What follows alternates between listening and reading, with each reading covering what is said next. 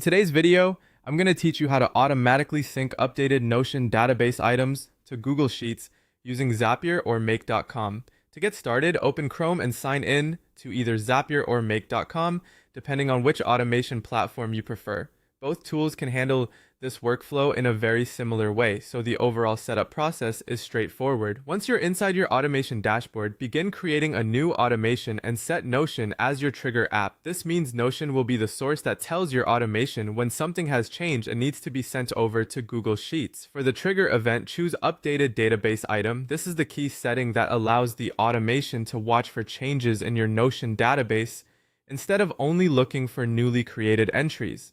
In other words, whenever an existing item is edited in Notion, that update can be reflected in your spreadsheet as well. After selecting this trigger, connect your Notion workspace if needed, then choose the correct database you want to monitor. It's a good idea to double check that you've selected the exact database where your records are being updated most often. Next, add Google Sheets as the action app. For the action event, choose Update Row.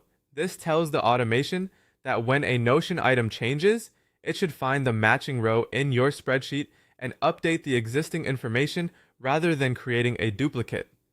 This is especially useful if you're using Google Sheets for reporting, tracking, or sharing data with people who may not work directly in Notion. Now comes the most important part of the setup, mapping unique Notion record IDs to spreadsheet rows. This is what keeps everything synced accurately. Each Notion database item should have a unique identifier, and that same identifier should exist in a dedicated column in Google Sheets. When the automation runs, it uses that ID to locate the correct row and update the right record. Without this mapping, the system may not know which row belongs to which Notion item, which can lead to messy or inconsistent data. As you map your fields, make sure the Notion ID is linked to the matching row reference in Google Sheets, then connect any other properties you want to keep updated, such as status, title, dates, or notes. Once everything is mapped correctly, test the automation to confirm that an updated Notion item changes the correct row in your spreadsheet. After the test works, turn the automation on. From that point forward, your Notion database and Google